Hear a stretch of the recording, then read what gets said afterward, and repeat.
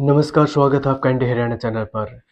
कल यानी सोमवार को जस्टिस सूर्यकांत ने देश के मुख्य न्यायाधीश के तौर पर यानी 53 में सीजेआई बने हैं। राष्ट्रपति भवन में राष्ट्रपति द्रौपदी मुर्मू ने उनको पद और गोपनीयता की शपथ दिलाई है। मैं सूर्यकांत जो भारत के उच्चतम न्यायालय का मुख्य न्यायमूर्ति नियुक्त हुआ हूँ, जो भारत के उच्चतम न्यायालय का मुख्य न्यायमूर्ति नियुक्त हुआ हूँ। शपथ के बाद उन्होंने अपने भाई बहन के पैर भी छुए हैं जो उनसे बड़े हैं और परिवार वाले भी इस समारोह में शामिल हुए। उनके बारे में मैं बताना चाहूँगा। शपथ के बाद सूर्यकांत ने पीएम मोदी के साथ अनेक लोगों से भी बातचीत की है। वे पूर्व सीजेआई यानी बीआर गवई से भी गले मिले हैं। इस समारोह में ब्राज़ील के साथ 7 देशों के मुख्य न्यायाधीश और सुप्रीम कोर्ट के जज भी इस यानी समारोह में, जो कि राष्ट्रपति भवन में समारोह रखा गया था, इसमें शामिल हुए हैं। मैं दोस्तों आपको बताना चाहूँगा यानी भारतीय न्यायपालिका के इतिहास में पहली बार सीजेआई के शपथ ग्रहण समारोह में इतने बड़े अंतर्राष्ट्रीय न्यायिक प्रतिमंडल की मौजूदगी रही। यानी समारोह में भूटान के साथ केन्या, मलेशिया, मॉरिशस, नेपाल और श्रीलंका के मुख्य न्यायाधीश और उनके परिवार के सदस्य भी इसमें शामिल हुए। इस दौरान पूर्व सीजेआई गवई ने एक नई मिसाइल कायम की। शपथ ग्रहण समारोह के बाद उन्होंने अपनी आधिकारिक गाड़ी राष्ट्रपति भवन में ही अपने उत्तराधिकारी जस्टिस सूर्यकांत के लिए छोड़ दी। और जो कल जो सीजेआई सूर्यकांत का कार्यकाल मैं दोस्तों आपको बताना चाहूँगा, 14 महीने का इनका कार्यकाल रहेगा। वर्तमान सीजेआई बीआर गवई का जो कार्यकाल है यानी रविवार को 23 नवंबर को ख़त्म हुआ है। यानी जो अभी जो संडे गया है उनको ख़त्म हुआ है। इसके बाद अब जस्टिस सूर्यकांत यह जो जिम्मेवारी है वो संभालेंगे।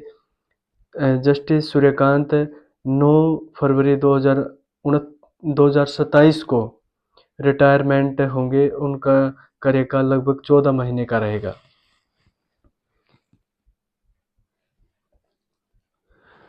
दोस्तों मैं आपको जस्टिस सूर्यकांत के बारे में बताना चाहूँगा, जो कि जन्म 10 फरवरी 1962 को हिसार के पेटवाड़ गांव में हुआ, जो कि हरियाणा में है।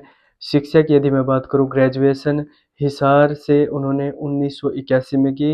एलएलबी रोहतक से उन्होंने 1984 में की।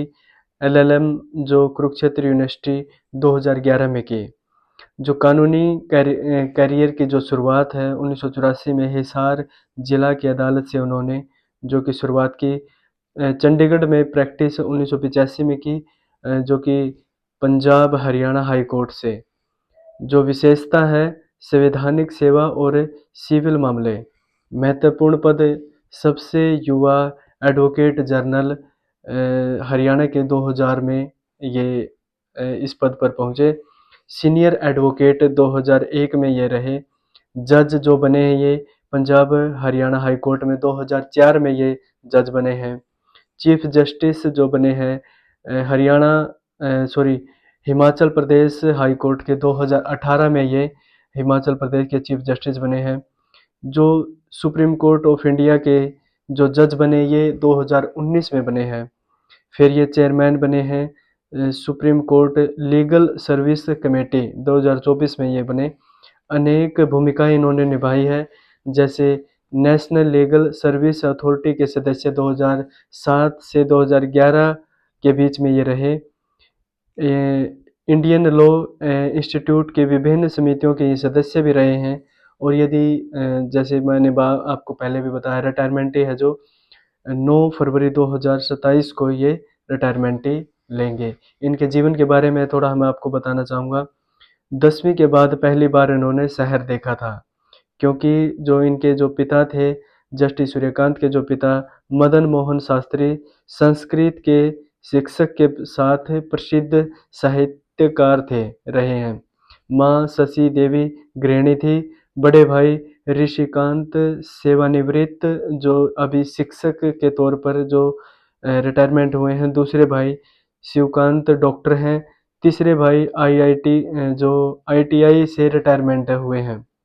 जो उनकी बहन कमला देवी सबसे बड़ी है और जस्टिस सूर्यकांत सबसे छोटे छोटे हैं ये।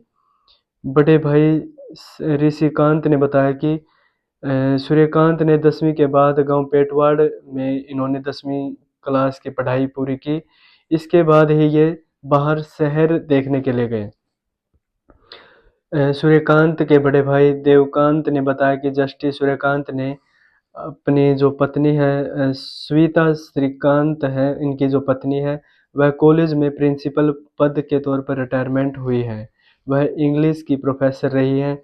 इनकी 2 बेटियां हैं जिनका नाम मृदु और कनुप्रिया है। दोनों बेटियां पढ़ाई अभी कर रही हैं।